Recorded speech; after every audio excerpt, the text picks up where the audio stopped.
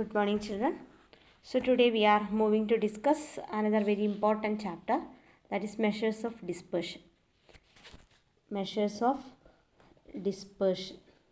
So in the offline classes we discussed the chapter measures of central tendency, and this portion is also somewhat related to that measures of dispersion.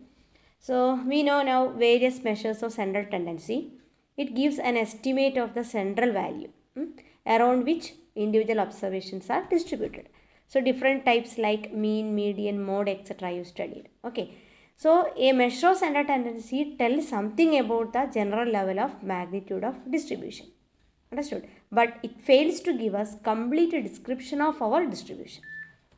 Okay. So it only gives the general level of magnitude, but it never gives the complete description.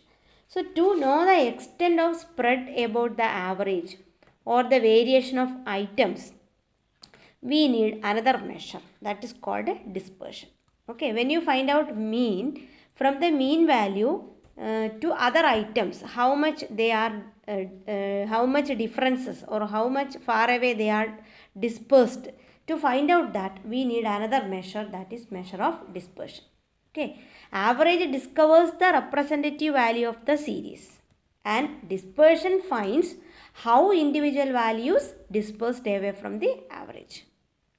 Once more, an average discover the representative value of a series. Clear? And dispersion finds how individual value dispersed away from the average. Okay. For example, if this is an example only, this series, if we are finding out 12 as our average or mean or median, mode or whatever it may. So this is the average or mean. Now we are going to find out how these items disperse or deviate from this average value. How much difference from 12 to 9, 12 to 8, like this. Okay, this is we are going to discuss in this chapter a method to find out the extent of spread about average, that is measures of dispersion. Okay. Now, there are various scientists who worked out to find out the measures of dispersion, and they defined in different way, and some among them are L.R. Connor, and one more important scientist, Brooks. They described this and they find out how they are practicing in our statistical analysis. Okay. So dispersion is important not only as a supplementary to average, but because of scattered distribution. This is very, very important. So now let us have an example how this dispersion. So when you take three distributions having same average, but there exists some differences in the distribution. So let us see how these differences in distribution is coming. So I am giving you by taking an example. See,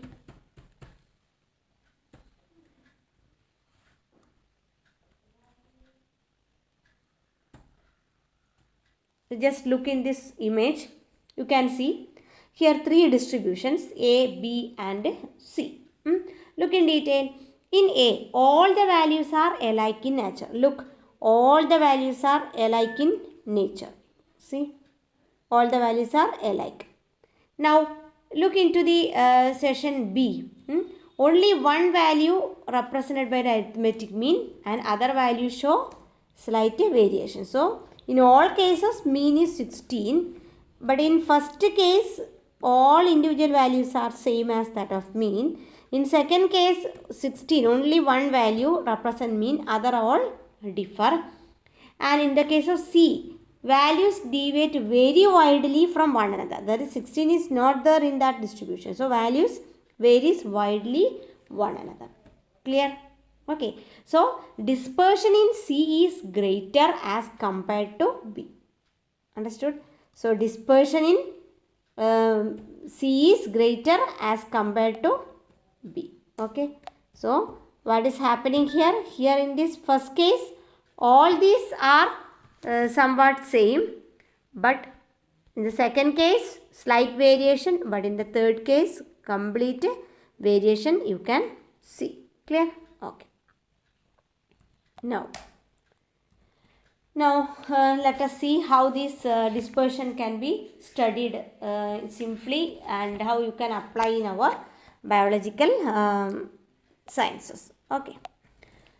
See, what are the important properties required for a dispersion? First point is it should be rigidly defined. That we already discussed this term in measure of central tendency.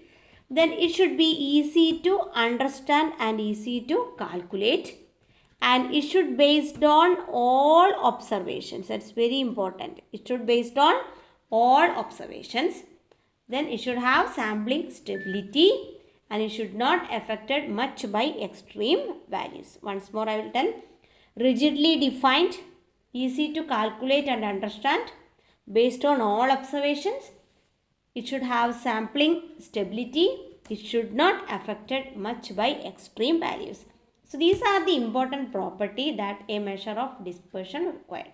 Clear? Okay. Now we are moving to the methods to calculate measures of dispersion. Okay. So what are the methods for calculating measures of dispersion? What are the methods? Okay. There are important three methods. First one is range. Second one is mean deviation. Third one is variance and standard deviation.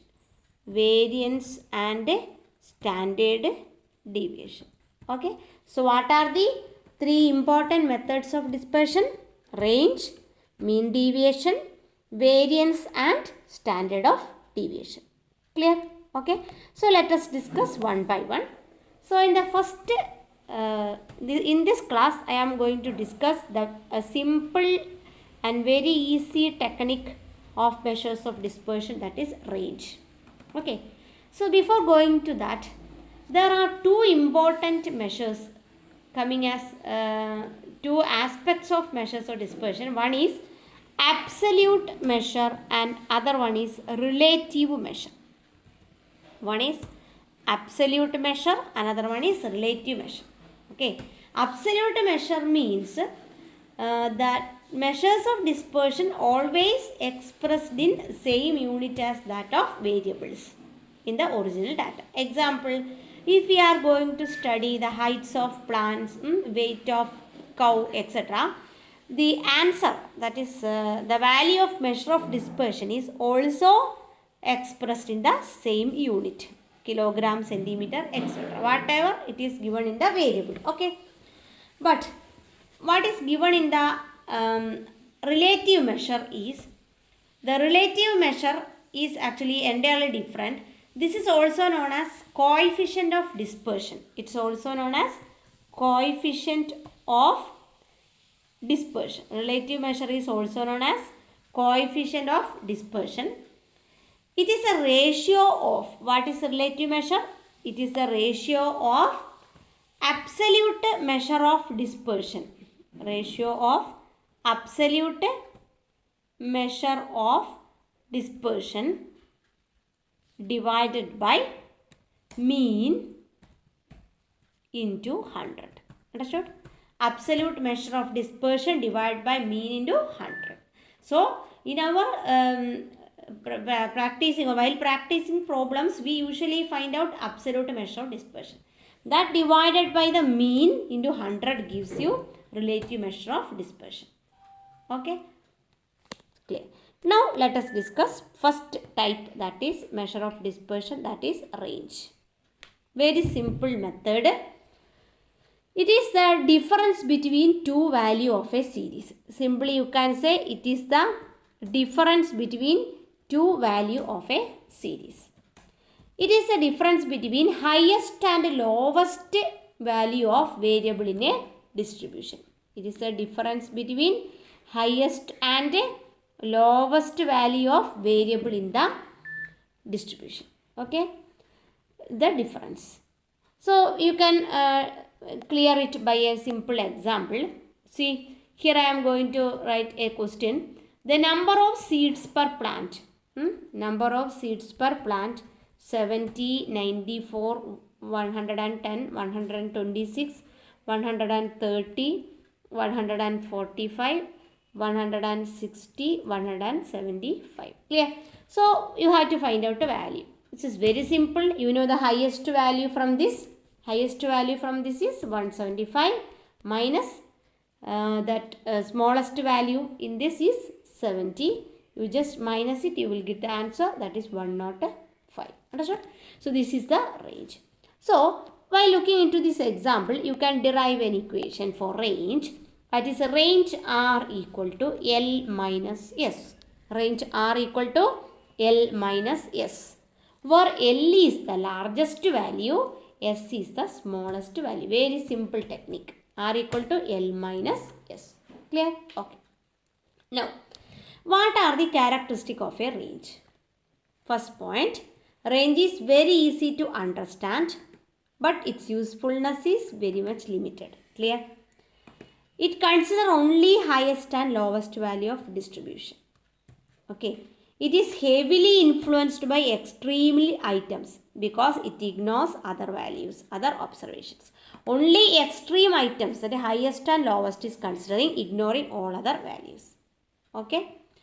Then open-ended distribution have no range. You know what is an open-ended distribution? So in the class first it is right like below 70. Last class above 200. Likewise it is written. So means below 70 means you don't know what is the lower limit. Above 200 you don't know what is the upper limit. So these are open-ended classes. In such cases we cannot find out range because you don't know which is the highest value and which is the lowest value. Clear? So it has limitations as well as advantages. Simple and easy to calculate and understand, but influenced by extreme items, open-end classes, it cannot be calculated. Clear? Okay. Now, what is coefficient of range? Coefficient of range, I already told you, this is the relative measure of range. Coefficient of range is L minus S divided by L plus S. Coefficient of range, the equation is L minus S divided by L plus S. Clear? Okay. Now, for your record sheet, you can do one question. Data on number of secondary branches. Data on number of secondary branches in a pulse. Data on number of secondary branches in a pulse are given below. Find out range and its coefficient. Once more, data on number of secondary branches in a pulse are given below. Find out range and its coefficient. Okay. So that question, number of secondary branches equal to 8, 10, 15, 18, 17, 26, 22, 20. Number of secondary branches equal to 8, 10, 15, 18, 17, 26, 22 and 20. Clear? So how will we find out? Range is L minus S. What is L is highest value here. What's highest value here? 26 minus lowest value 8. That is the answer 18. So answer range is 18. Okay. Now you have to find out the coefficient of range. How we find out the coefficient of range? Equation you know. L minus S by L plus S, that is L minus S, 26 minus 8 divided by 26 plus 8, that's equal to 18 divided by 34.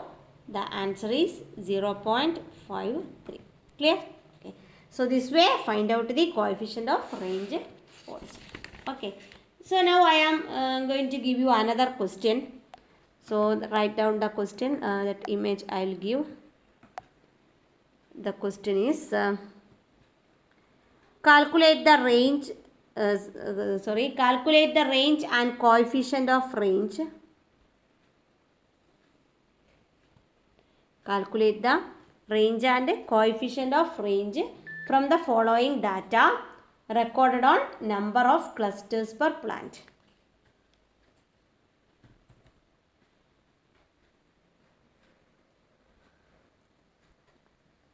Okay, I hope you can see that image. You can see that. Calculate the range and coefficient of range from following data recorded on number of clusters per plant in black graph. See, number of clusters given, number of plants given. So, largest value solution is also given. Largest value is the upper limit of the last class and smallest value is the lower limit of the first class. See, so from that calculate the range and coefficient of range. Okay, then after calculating you have to submit the answer to me. Clear? Okay. Now, so that's all about a range. Then let us see what are the merits and demerits of range. So merits, first one very simple, easy to calculate and easy to understand. Rough but quick answer. It is a rough but quick answer you will get. Okay. Then what about the demerits? Demerits we already discussed the demerits. First point is not based on all observation. Not based on all observation. It's first point. Second point is changes from one sample to next. Changes from one sample to next. Another point is cannot be calculated in open-end distribution of classes. Open-end distribution of classes you cannot calculate it. Then it is very much influenced by sampling fluctuations. It is very much influenced by sampling fluctuations. So these are the demerits of range. Okay. So in this session we discussed what is measures of dispersion, its concept, what are relative and absolute measure, what are the three types of measures of dispersion, and from that the first one range we finished. Clear? Okay. So try to practice the questions and prepare your notes. So have a nice day. Thank you.